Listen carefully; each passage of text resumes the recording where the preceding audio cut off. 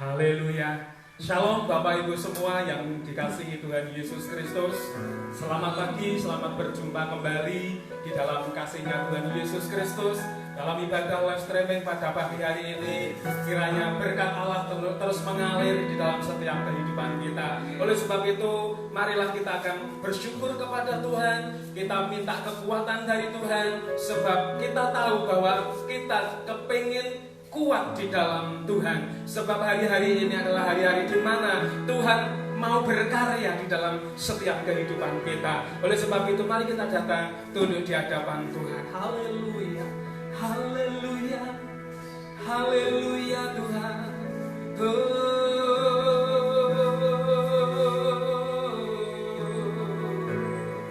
Bapa Surgawi, Bapa yang kami sembah di dalam Tuhan Yesus Kristus, pagi yang indah ini Tuhan, hati kami penuh ucapan syukur. Karena kasih kemurahan-Mu kami boleh ada sebagaimana kami ada ini. Bukanlah kuat dan gagah kami Tuhan, melainkan kekuatan Tuhan yang kami miliki saat ini. Oleh sebab itu Tuhan, kami menyerahkan hidup kami sepenuhnya hanya kepada Tuhan. Bapa di surga, kalau sebentar kami mau menyembah Engkau, kami mau mengagungkan Engkau, kami mau mengangkat hati kami Tuhan di hadapan-Mu. Mari Tuhan, Engkau berkarya, Engkau mengambil alih dalam setiap hidup kami, supaya kami semua boleh menikmati pertolongan Tuhan. Kami boleh menikmati kekuatan yang daripada Engkau. Itulah sebabnya Tuhan, kami terus menyerahkan ibadah kami pagi hari ini dengan penuh ucapan syukur. Kami menyerahkan jalannya ibadah ini di dalam nama Tuhan Yesus Kristus. Kami mengucap syukur, haleluya. Bukan dengan kekuatanku. Kita akan pujian ini Bapak Ibu Saudara dimanapun berada. Mari kita datang kepada Allah. Mari kita angkat hati kita bersama-sama untuk menyembah Dia. Haleluya.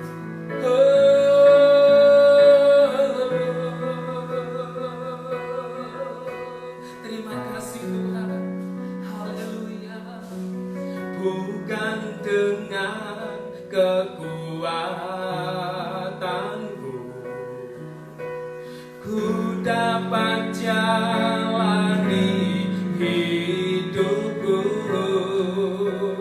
tanpa Tuhan yang di sampingku, ku tak mampu sendiri. Engkaulah kuatku, yang menopangku. Ku pandang wajah-Mu dan berseru, pertolonganku datang dari-Mu. Peganglah tanganku, jangan lepaskan. Kaulah harapan dalam hidupku. Bukan dengan kekuatanku Tuhan, bukan dengan kekuatanku, ku dapat jalani hidupku, tanpa Tuhan yang di sampingku, ku tak mampu sendiri. Oh, Engkaulah kuatku. Amin, haleluya. Yang menopangku, ku pandang wajah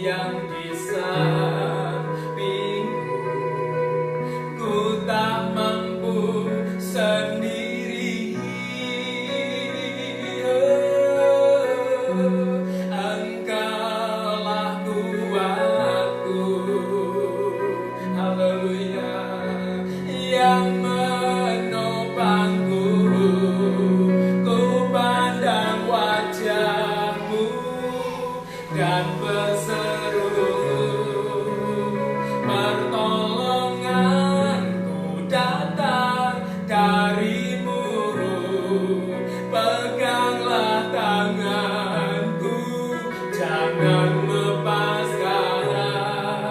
Kaulah harapan dalam hidupku. Ku pandang wajahmu, ku pandang wajahmu, dan berseru, pertolonganmu datang darimu. Peganglah tanganku, jangan lepaskan.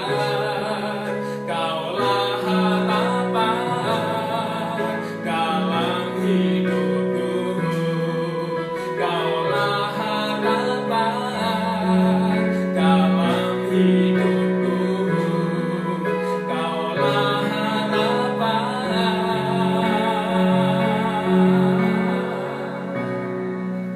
dalam hidupku. Haleluya, haleluya.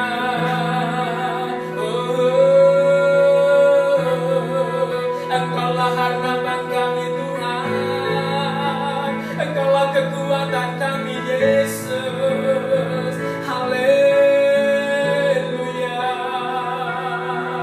Terima kasih Bapakku, terima kasih Yesus. Haleluya. Engkaulah kekuatan kami Tuhan, Engkaulah Raja kami. Haleluya.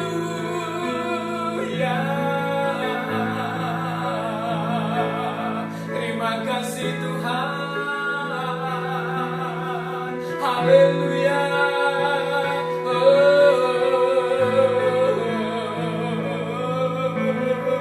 Terima kasih Roh Kudus.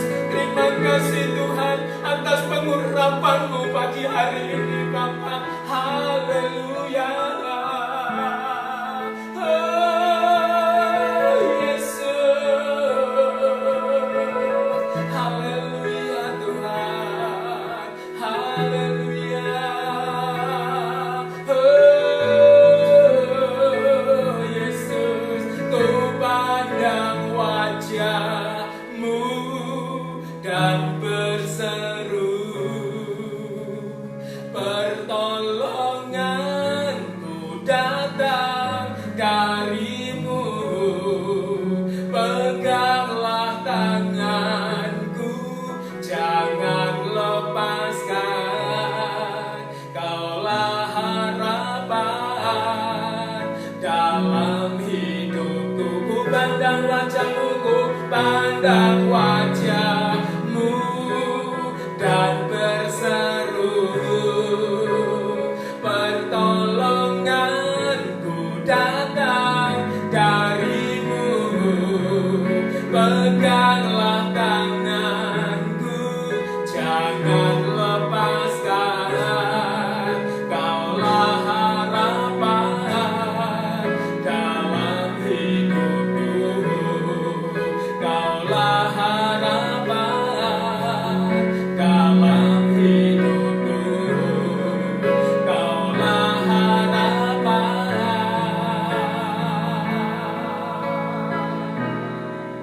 dalam hidupku.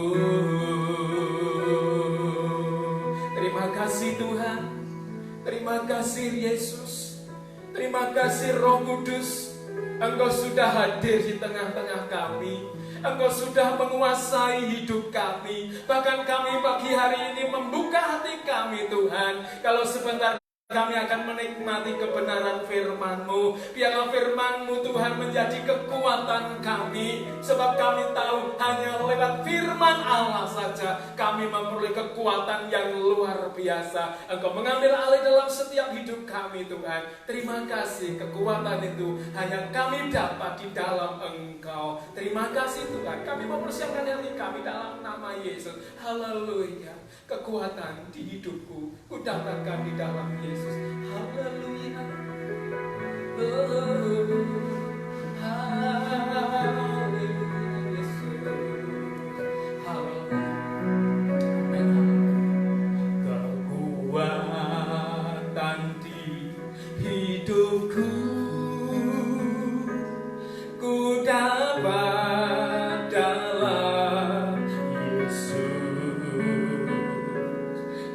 tak pernah tinggalkanku, setia menopangku, berseru berharap pada Yesus. Kekuatan hidupku Tuhan, haleluya. Kekuatan di hidupku ku dapat dalam Yesus. Dia tak pernah tinggalkanku, setia menopangku, amin, berseru berharap pada Yesus.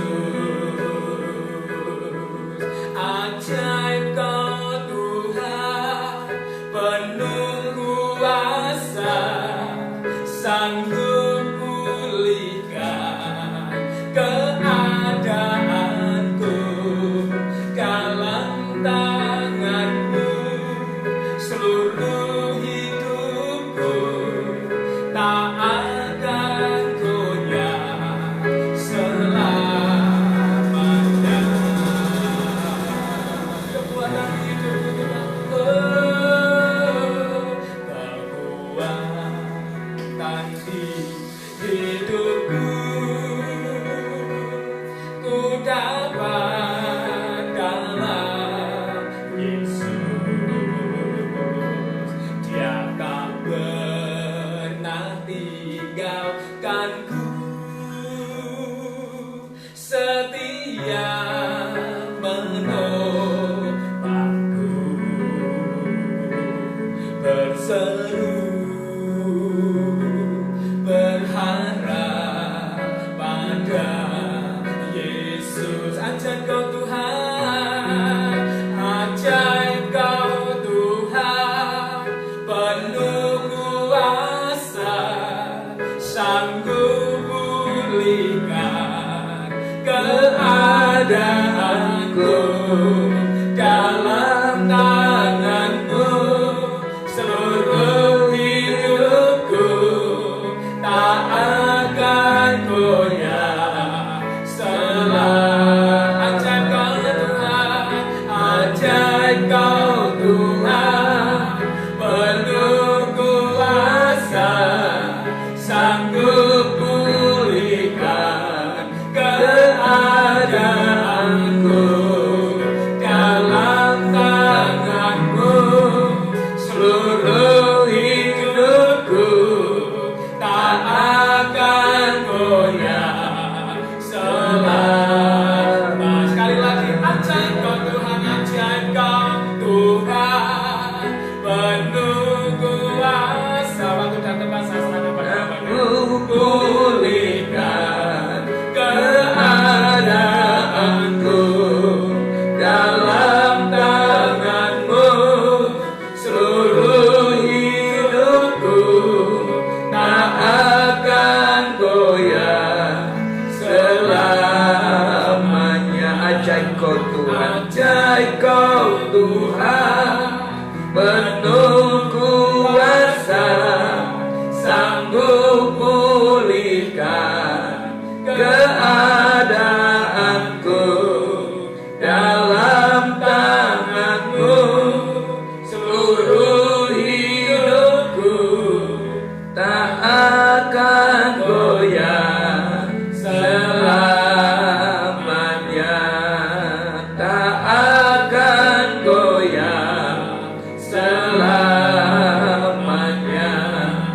tak akan goyah selamanya.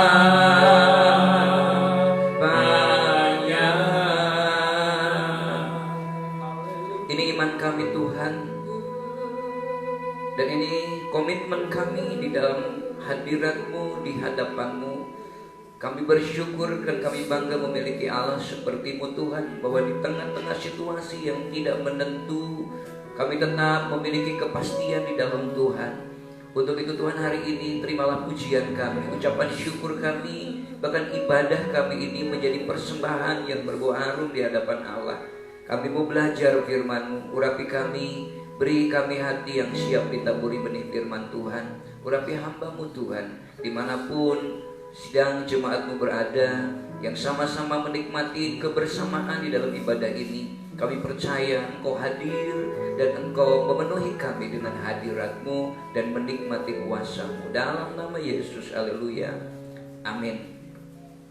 Puji Tuhan. Shalom saudara yang dikasihi di dalam Tuhan Yesus Kristus. Kita bertemu kembali di hari Minggu ini, tanggal 17 Mei 2020, masih di dalam ibadah bersama live streaming dari Basecamp ya, Gereja Betel Indonesia, Letitia Tirta Kencana. Bapak Ibu yang dikasih dalam Tuhan, kita sama-sama akan masuk kembali hari ini dalam seri yang kedua untuk menjawab pertanyaan mengapa harus kuat di dalam Tuhan. Nah saudara, saya hari ini membawa gelas ya. Tentu ketika saya membawa gelas dan ada airnya, tentu punya tujuan bahwa kalau saya haus maka saya kan segera minum.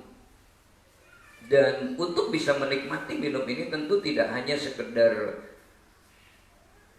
melihat saja dan membawa saja, juga harus tahu yang seperti apa minuman yang akan diminum.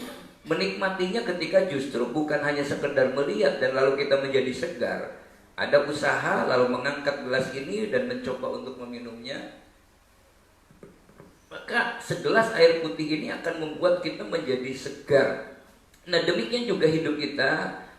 Dalam hidup ini kita digerakkan oleh tujuan. Tujuanlah yang menggerakkan kita untuk melakukan segala sesuatu. Tujuanlah yang membuat kita punya gairah di dalam menghadapi hidup ini. Tujuanlah yang membuat kita punya semangat. Tujuanlah yang membuat kita untuk terus berjuang. Dan tujuanlah yang membuat kita akhirnya juga akan mendapatkan hasil dari apa yang menjadi jerih lelah kita. Demikian juga ketika orang bertanya, mengapa kita harus kuat di dalam Tuhan? Pasti jawabannya ada karena.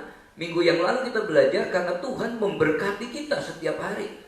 Kita sadar bahwa yang namanya berkat seringkali orang berasumsi atau berkonotasi tentang sesuatu yang materi, sesuatu yang bersifat wah. Ya, padahal kalau kita mencari yang wah, bisa saja orang akan akhirnya berkata, wah kasihan ya. Nah saudara, tetapi juga berkat yang sering kita tidak sadari adalah berkat-berkat yang kita lakukan dan kita terima. Bisa bangun tidur dengan tubuh yang segar, bisa masih menikmati pagi hari, bisa bersyukur kepada Tuhan. Itu adalah bagian dari berkat Tuhan. Nah hari ini menjawab pertanyaan yang sama, mengapa harus kuat di dalam Tuhan? Karena ternyata Allah memberi kecukupan di dalam masa kekurangan, atau Allah memberi kecukupan di dalam masa kelaparan. Ya kalau zaman dulu kekurangan itu lah berbicara tentang kelaparan saja, karena kebutuhannya memang hanya sebatas makan dan minum saja, belum seperti sekarang banyak. Nah saudara, tapi Allah memberi kecukupan di dalam masa kelaparan, dalam masa kekurangan. Itulah yang menjadi alasan kita kenapa kita harus kuat di dalam Tuhan. Kenapa kita hari ini masih ibadah, kenapa hari ini kita masih setia, masih percaya kepada Tuhan. Karena kita tahu dalam kondisi apapun Tuhan pasti akan mencukupi, Tuhan pasti akan memelihara kehidupan kita. Bahkan kita tahu bahwa kata firman Tuhan dalam Roma 8 ayat yang ke-28, saya percaya semua sidang jemaat sudah mengenal, sudah kenal dan sudah hafal ayat ini. Kita tahu sekarang bahwa Allah turut bekerja dalam segala sesuatu. Dalam segala sesuatu itu baik yang sifatnya menyenangkan, bergembira, atau yang sesuai dengan pengharapan, tetapi juga sesuatu yang tidak sesuai dengan pengharapan. Tetapi tujuan dari semua yang terjadi, firman Tuhan mengatakan untuk mendatangkan kebaikan bagi mereka yang mengasihi Dia, yaitu bagi mereka yang terpanggil sesuai dengan rencana Allah. Nah Bapak Ibu yang dikasih dalam Tuhan, hidup kita digerakkan oleh tujuan, atau selalu ada tujuan dalam hidup ini. Ada menabur, pasti tujuannya supaya menuai. Ada orang makan supaya menjadi kenyang. Dalam hidup ini memang selalu ada dua bagian yang tidak bisa terpisahkan. Menabur, menuai, lapar atau kenyang dan lapar, cukup kurang, sakit dan sehat, hidup dan mati, masa kecukupan dan masa kekurangan. Ini adalah dua hal yang selalu mewarnai kehidupan setiap orang.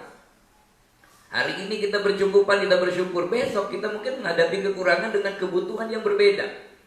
Dan hari-hari ini kita melihat dan menyaksikan bagaimana Tuhan mencukupkan kehidupan kita di tengah-tengah situasi yang menurut kita sesuatu yang, aduh bagaimana ya awalnya. Sudah 2 bulan, ternyata kita sudah 2 bulan lebih. Hampir 2 bulan ya, ada 2 bulan ya kita ada lockdown ya. Tetapi ternyata sampai hari cukupkan. Nah biasanya manusia beriman dan percaya kepada Tuhan saat semuanya menjadi lancar. Dia akan berkata Yesus luar biasa, Allah itu baik. Saudara, ketika disuruh bersaksi cepat banget kalau kemudian hidupnya berada di dalam kecukupan, di dalam lancar, di dalam kebaikan, ya. Dan hidup di dalam kecukupan, kenyang, sehat, berkat jasmani yang berkelimpahan. Tetapi saudara perhatikan, manusia akan goyah ketika sesuatu berubah. Dan kita akan melihat iman itu sebenarnya keberkatan dari Tuhan bukan hanya berbicara tentang kelimpahan secara materi saja. Berada dalam keadaan yang sakit, dalam kekurangan, dalam masa kelaparan, dalam masa marah bahaya, dan mengancam hidupnya, banyak orang yang kemudian menjadi goyah, menjadi tidak tahan di dalam imannya, menjadi tidak kokoh dalam imannya. Kenapa? Karena dia tidak percaya bahwa Tuhan akan memenuhi, Tuhan akan mencukupkan, Tuhan akan memelihara. Tetapi saudara, kita bersyukur bahwa Allah sebagai Bapa kita tahu bagaimana menghibur, tahu bagaimana menguatkan anak-anaknya dan hamba-hambanya. Dan kita bersyukur kalau kita sampai hari ini setiap gereja, setiap hamba-hamba Tuhan, setiap jemaat Tuhan masih menikmati ibadah, persekutuan bersama, walaupun dengan mungkin tidak bertemu secara muka dengan muka, tetapi dalam iman kita bersama. Nah saudara perhatikan, salah satunya ialah apa yang Tuhan mau kerjakan di dalam hidup kita adalah Ia mencukupi mereka saat kekurangan dan kelaparan melanda. Seperti yang terjadi pada masa-masa Nabi Elia. Dan saudara perhatikan di sini, kita juga hari ini menikmati Elia dalam masa kelaparan, tiba-tiba ada burung gagak yang memelihara. Bukankah kita sendiri kita bisa menikmati? Banyak orang yang tidak menyangka ternyata kesulitan itu membuka peluang yang baru bagi orang yang beriman kepada Tuhan, bagi orang yang percaya kepada Tuhan. Setiap dalam tempo kesulitan apapun, dia akan melihat celah bagaimana Tuhan memberkati. Tergantung dari sikap hati kita, sikap iman kita kepada Tuhan. Tapi orang yang imannya berkurang, imannya kemudian tidak kuat di dalam Tuhan, justru dia akan melihat kesulitan di tengah-tengah kesempatan. Nah, pada zaman Elia, sudah perhatikan, suatu kali Elia berkata, janganlah takut. Ini ketika terjadi kelaparan, dia bertemu dengan janda Sarfat. Janganlah takut, pulanglah, buatlah seperti yang kau katakan, tetapi buatlah lebih dahulu bagiku sepotong roti bundar kecil daripadanya. Bawalah kepadaku, kemudian barulah kau buat bagimu dan bagi anakmu. Sebab beginilah firman Tuhan Allah Israel, tepung dalam tempayan itu tidak akan habis, dan minyak dalam buli-buli itu pun tidak akan berkurang sampai pada waktu Tuhan memberi hujan ke atas muka bumi. Saudara, peristiwa ini adalah peristiwa ketika terjadi kelaparan. Dan ketika Elia bertemu, dibawa Tuhan, bukan dibawa kepada orang yang kaya, yang berkelimpahan. Ya, hari-hari ini kan kita melihat ada orang yang takut banget dengan COVID, corona, takut mati gitu kan, takut sakit. Tapi ada orang yang terus bekerja, kenapa? Karena takut tidak bisa makan. Ya. Nah saudara, berkalian. Dan orang yang takut tidak bisa makan, dia terus bekerja, juga tidak kena penyakit juga. Kenapa? Karena dia percayakan perlindungan dari Tuhan. Seorang janda yang miskin yang kemudian ditemui oleh Elia ini, dan dia bilang kepada janda itu, tolong buatkan dulu roti buat aku. Perhatikan, buatlah yang kau kata, tapi buatlah lebih dahulu bagiku sepotong roti bundar. Padahal dia katakan kalau ini diberikan kepada orang lain, besok dia akan mati. Gak ada lagi. Tapi Alkitab mencatat, firman Allah memberikan penjelasan bahwa perempuan itu kemudian membuat dulu bagi Elia, bukan bagi dirinya. Kenapa? Karena perempuan itu percaya betul kepada firman Tuhan, mengimani betul terhadap firman Tuhan. Janji Tuhan di dalam ayat ini mengatakan, tepung dalam tempayan itu tidak akan habis, dan minyak dalam buli-buli itu pun tidak akan berkurang. Sudah perhatikan, di dalam konteks ini, kalau logika berjalan, tentu perempuan itu katakan sebagaimana komitmen atau statement awalnya, bahwa kalau ini diberikan, dimasakkan dulu buat Elia, tentu besoknya atau anaknya gak akan makan, karena tinggal punya itu-itunya saja. Dia pun sudah siap bahwa saya mau masak, lalu kemudian dimakan buat anak saya, besok kami gak makan apa-apa dan mati. Tapi Elia bilang, buat dulu buat aku. Dan firman Tuhan mengatakan perempuan itu ternyata berbuat dulu seperti apa yang diperintahkan firman Tuhan. Perhatikan, iman itu timbul oleh karena pendengaran, dan pendengaran akan firman Kristus.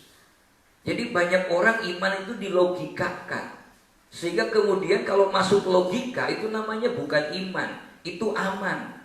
Kenapa? Karena aman, waduh bisa berhitung, pas ini. Tapi logika berjalan dengan iman. Kata firman Tuhan, orang benar akan berjalan bukan menurut yang kelihatannya, bukan menurut matanya, tapi dia berdasarkan imannya.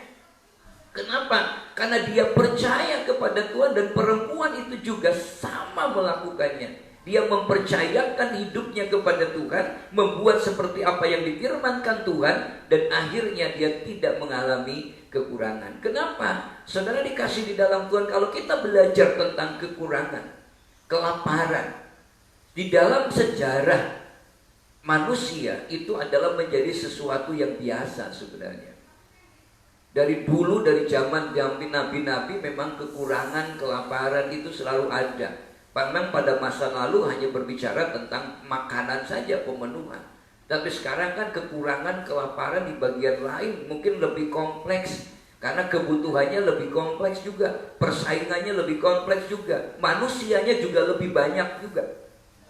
Tapi kalau kita belajar firman Tuhan, kita tidak pernah akan heran, karena Alkitab selalu mencatat dengan pasti apa-apa yang terjadi. Alkitab mencatat semua tentang hidup dan bagaimana manusia menjalani kehidupannya. Kalau kita belajar firman Tuhan, maka kita akan menikmati firman itu. Kita akan hidup dengan firman itu, bersama firman itu. Dan firman itulah yang akan memberikan kekuatan, dan firman-Nya pasti digenapi di dalam kehidupan kita.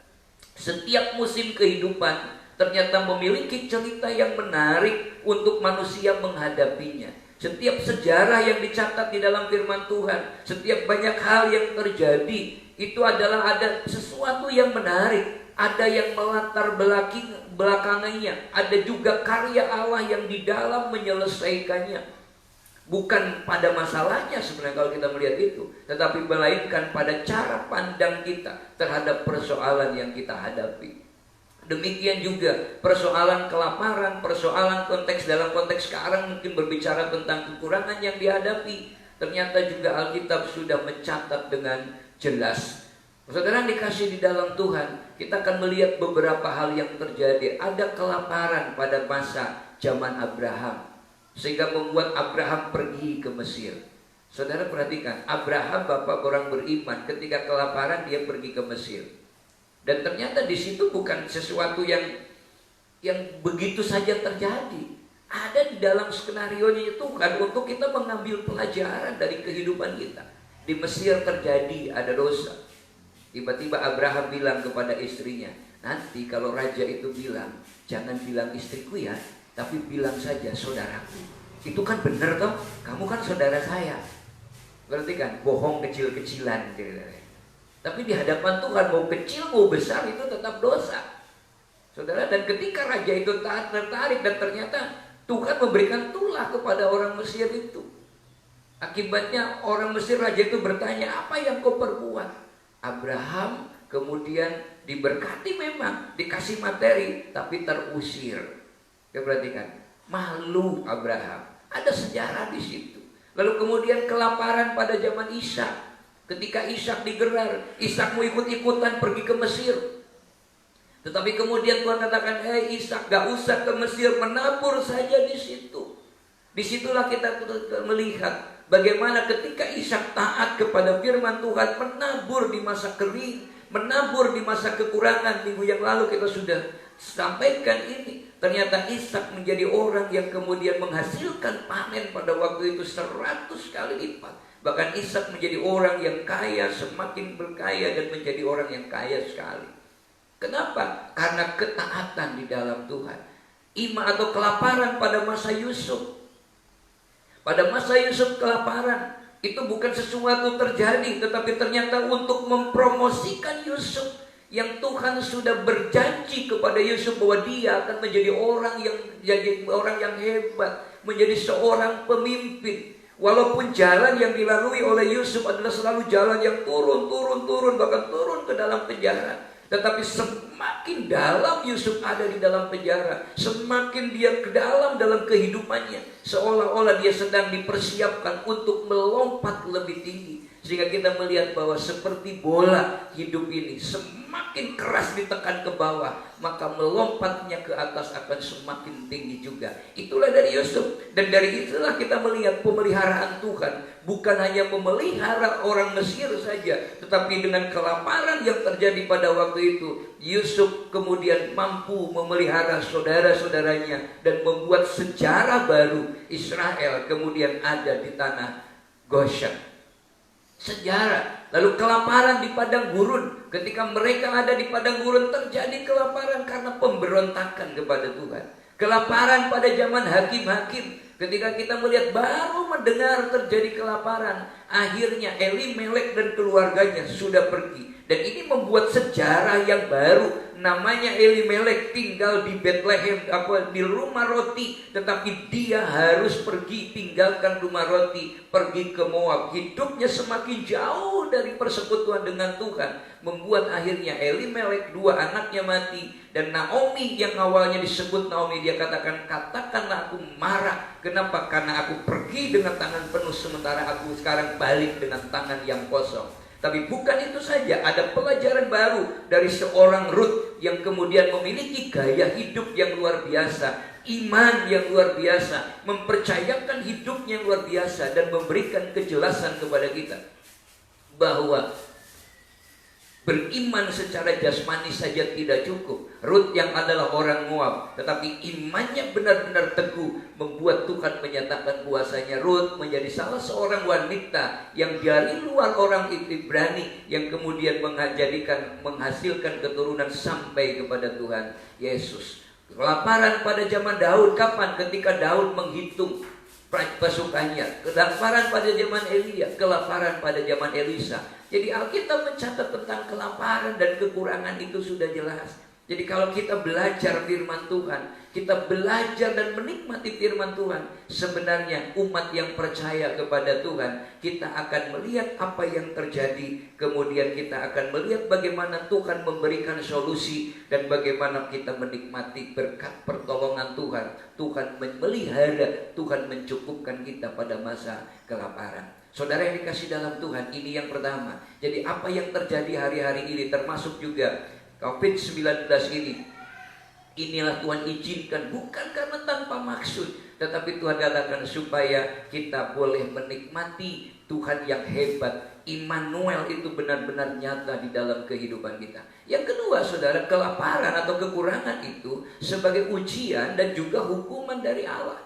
Kenapa bisa demikian? Dosa sedang meluluh lantahkan rencana penciptaan manusia yang Allah ciptakan dan kerjakan di Taman Eden. Sebelum manusia diciptakan, Allah sudah memberikan semuanya, disiapkan.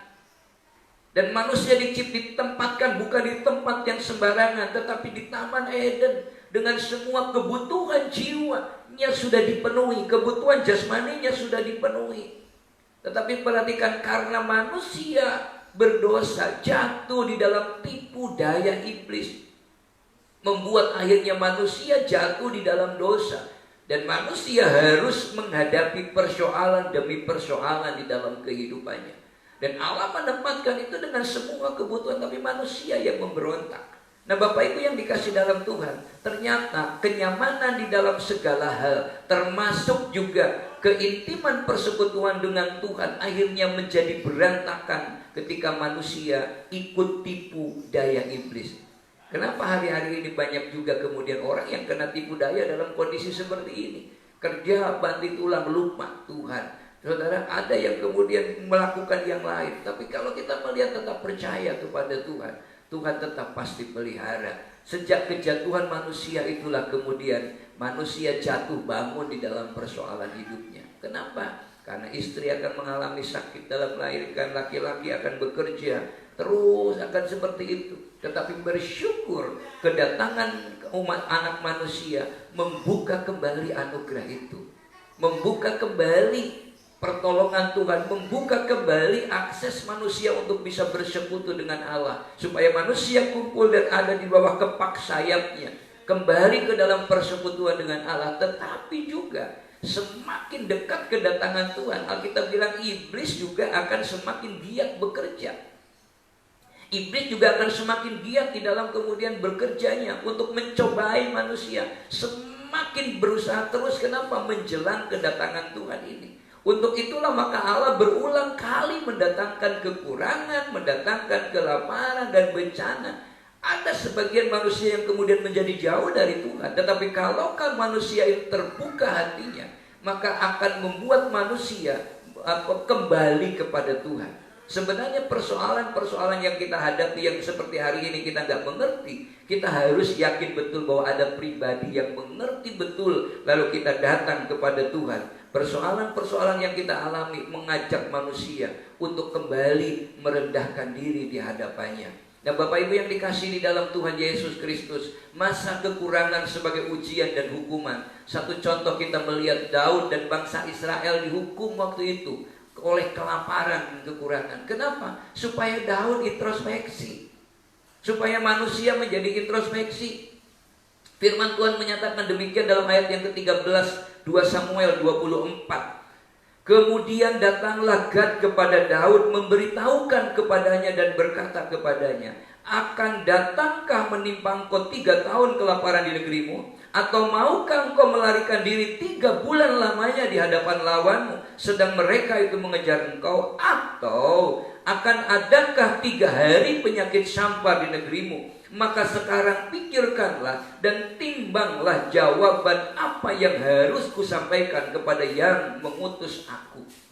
Ada 3 pilihan hukuman. Kenapa? Karena Daud kemudian berusaha menghitung prajuritnya cukup untuk menyerang. Saudara perhatikan, kenapa? Kata firman Tuhan, terkutuklah orang yang mengandalkan manusia dan kekuatannya, tetapi diberkatilah orang yang mengandalkan Tuhan. Saudara, hari-hari ini kita melihat begitu banyak orang yang bangga terhadap materinya, bangga terhadap kedudukannya, bangga terhadap kekuasaannya, bangga terhadap kemampuannya. Tetapi ternyata dengan penyakit yang sekarang musuh kita ini tidak bisa kelihatan bentuknya, di mana jalannya, seperti apa gerakannya, semua mengalami satu ketakutan. Akhirnya resepnya sama, mau orang kaya mau miskin semua pakai masker, maskernya juga sama gitu kan. Saudara perhatikan, tidak bisa pakai senjata yang hebat, dengan perlindungan yang hebat, semua bahkan ada menutup mukanya dengan botol aqua bekas dengan itu. Kenapa? Semua ketakutan yang sama. Ya, sehingga hari-hari ini bukan hebat-hebatan baju, tetapi sekarang adalah hebat-hebatan maskernya. Ada yang digambarin kumis, ada yang kasih tulisan. Saya kemarin ditulis, si Abah mau pesan masker enggak? Apa? Siapa tuh Abah yang pengen masker yang ada tulisannya ayat-ayat Alkitab di maskernya bilang. Saya bilang, aduh udah usah ya, karena fungsinya yang paling penting. Saudara perhatikan, ini kondisi begini. Inilah makanya kita belajar untuk tidak mengandalkan kekuatan kita. Hari ini kita mau datang kepada Tuhan. Kita berkata kepada Allah, hanya ku bisa lari kepada Yesus, hanya ku bisa lari kepadanya.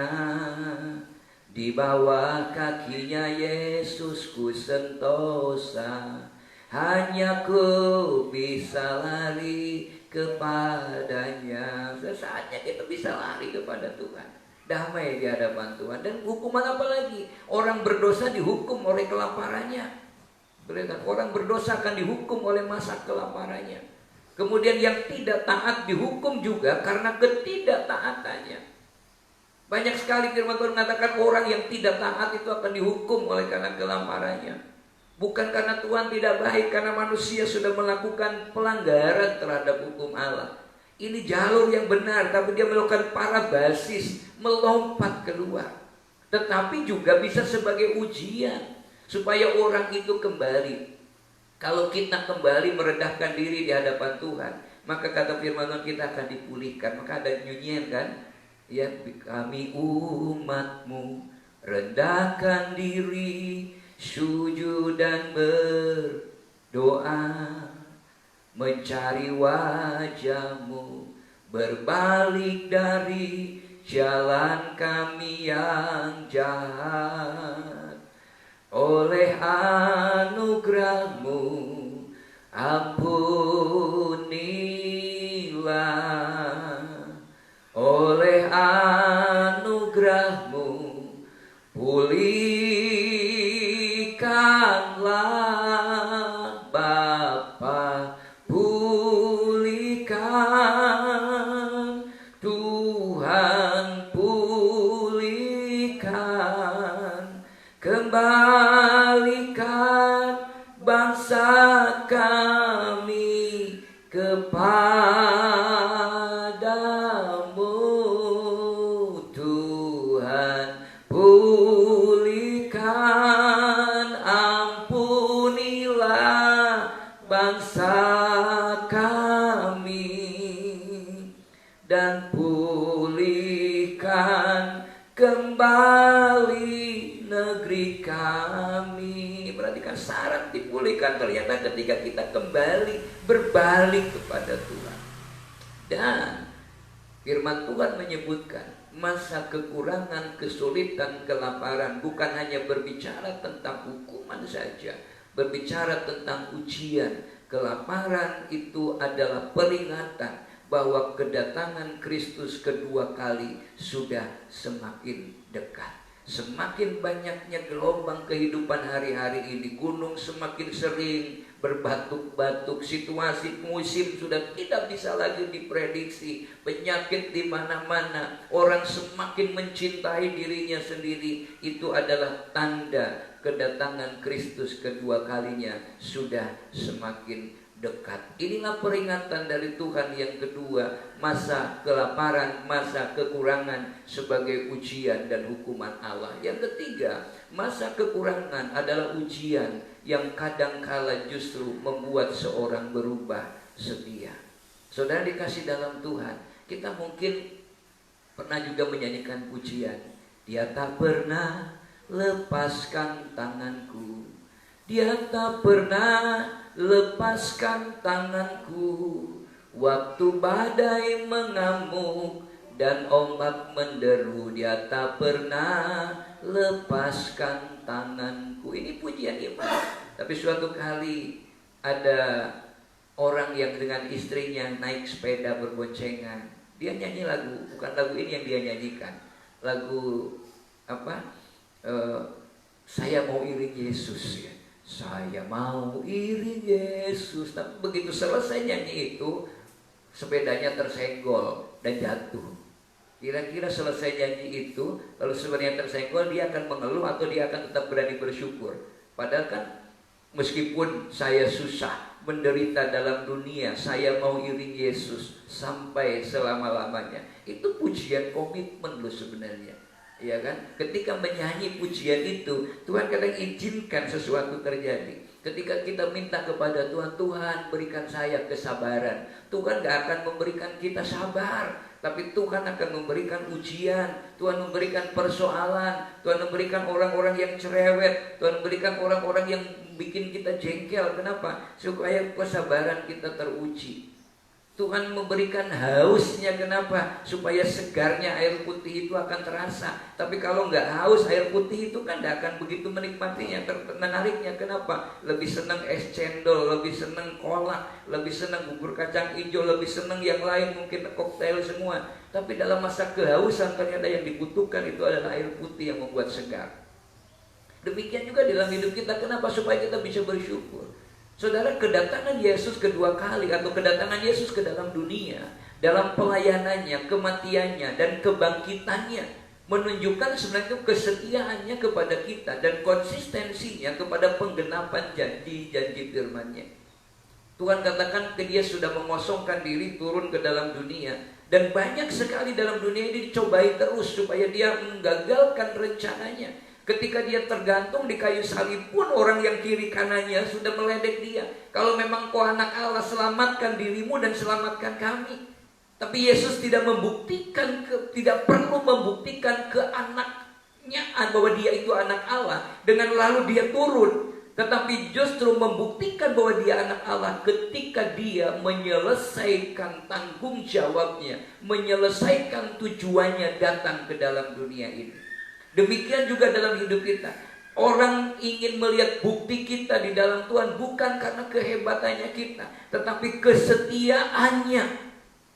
Seperti yang dikatakan oleh Rasul Paulus ketika dia masih hidup saja, dia berkata, aku telah mengakhiri pertandingan yang baik, aku telah mencapai garis akhir, dan aku telah memelihara iman. Apakah Paulus hidupnya berkelimpahan? Lebih berkelimpahan secara materi sebelum dia sungguh-sungguh di dalam Tuhan, sebelum dia mengenal Tuhan. Tapi justru membuktikan kehebatannya Paulus adalah ketika dia tetap setia, tetap konsisten di dalam pengiringan kita kepada Tuhan. Ini bagi orang yang ada di dalam Tuhan, apapun yang terjadi tidak akan pernah mengubah untuk kesetiaannya kepada Allah, komitmennya kepada Tuhan. Bahkan kenaikan Yesus ke sorga yang akan kita peringati tanggal 21 Mei yang akan datang, itu adalah menunjukkan konsistensi Tuhan bahwa dia adalah Allah yang luar biasa, kesetiaannya yang luar biasa. Sebab apa? Kenaikan Yesus ke sorga bukan hanya sekedar bersorak, tapi justru untuk duduk di sebelah kanan Allah Bapa dan memberikan syafaat bagi kita yang ada di dalam dunia ini. Tuhan yang memperhatikan kita, Tuhan yang kemudian menjagai kita. Dia Allah yang sudah memilih kita, Dia yang bertanggung jawab. Bukan kita yang membela Tuhan, tetapi Tuhan yang akan membela kita.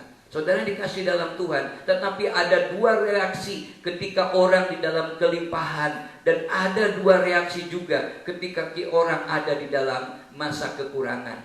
Esau menjual hak kesulungan karena dia mengalami kekurangan, kelaparan. Hanya oleh karena harumnya rebusan sop kacang merah, di bumbu yang kemudian yang begitu menggairahkan, menggugah selera. Terus masa kelaparan terjadi, dia mulai hidungnya fokus, harum apa ini. Matanya mulai fokus, perutnya mulai terpikirkan di situ saja.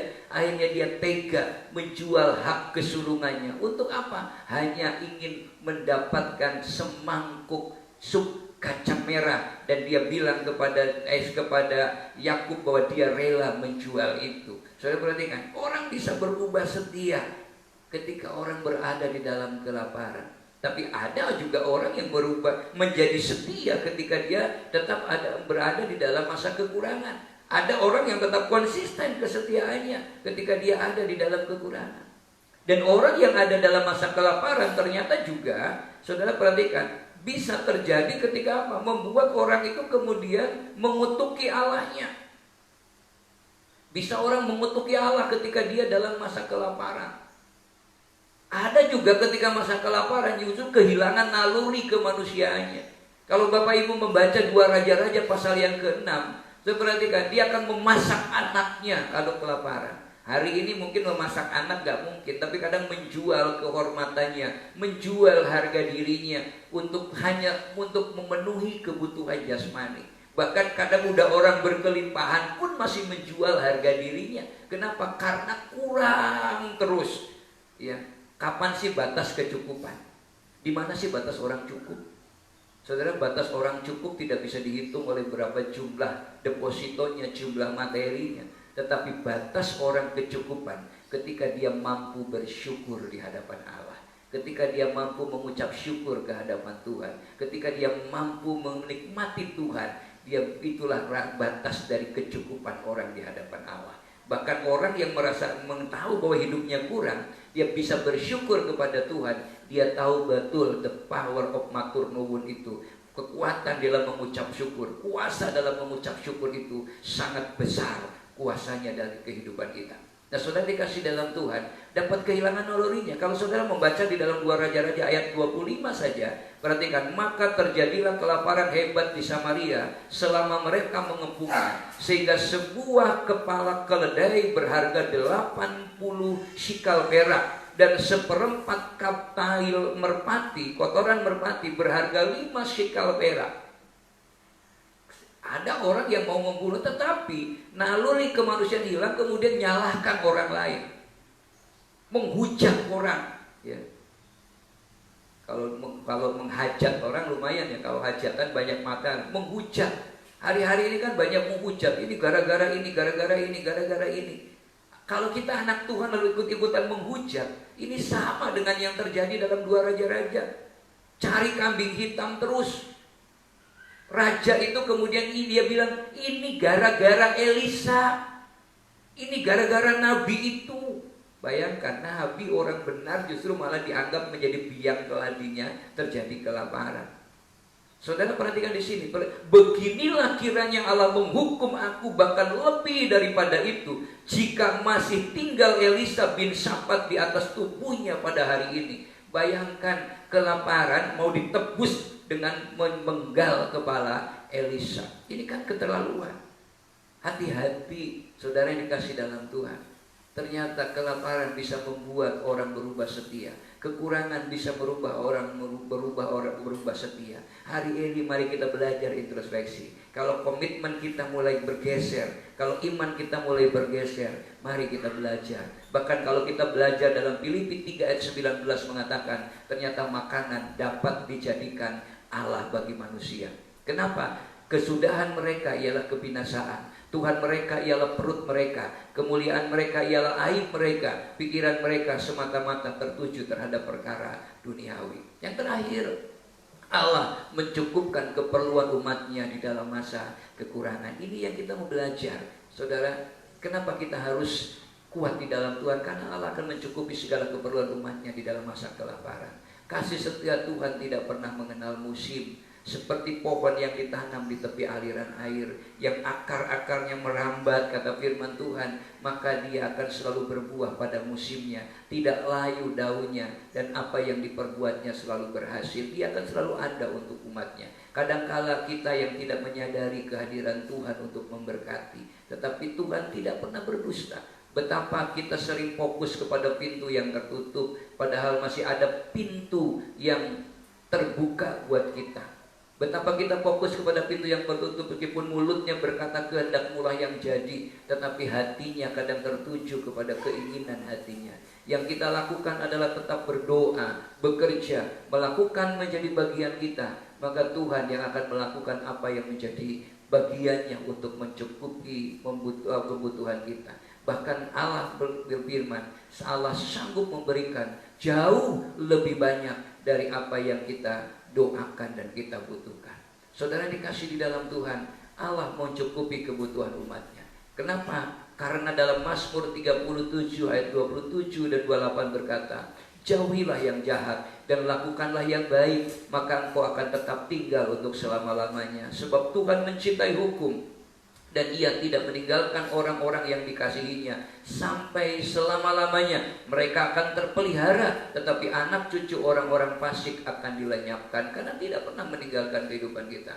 Yang kedua, perhatikan, Allah mencukupi kebutuhan umatnya dalam masa kekurangan. Kenapa? Allah akan mencukupi kebutuhan jasmani. Singa-singa muda merasa kelaparan, tetapi orang merana kelaparan, tetapi orang-orang yang mencari Tuhan tidak akan kekurangan sesuatu pun yang baik. Katakan bersama-sama, singa-singa muda merana kelaparan, tetapi orang-orang yang mencari Tuhan tidak kekurangan sesuatu pun yang baik. Ini firman Tuhan. Maka imani ini, dan Tuhan juga akan memberikan kecukupan secara jasmani, secara rohani. Di dalam Matius pasal 5 ayat yang ke-6 berkata, berbahagialah orang yang lapar dan haus akan kebenaran, karena mereka akan dipuaskan. Bapak ibu saudara yang dikasih di dalam Tuhan, inilah alasan kedua mengapa kita harus kuat dan tidak goyah di dalam Tuhan. Karena Tuhan sanggup memberikan kecukupan pada masa kelaparan. Jadi kuncinya apa?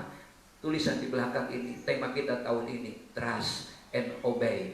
Firman Tuhan dalam Bilangan pasalnya yang ke-11 ayat yang ke-23, ayat yang emas kita tahun ini. Tetapi Tuhan menjawab Musa, masakan kuasa Tuhan akan kurang untuk melakukan itu? Sekarang engkau akan melihat apakah firmanku terjadi kepadamu atau tidak.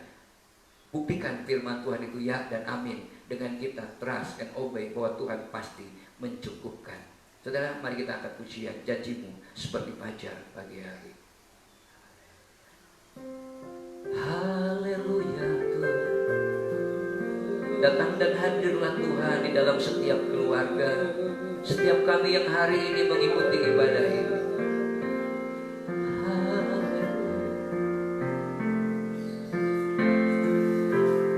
Syukur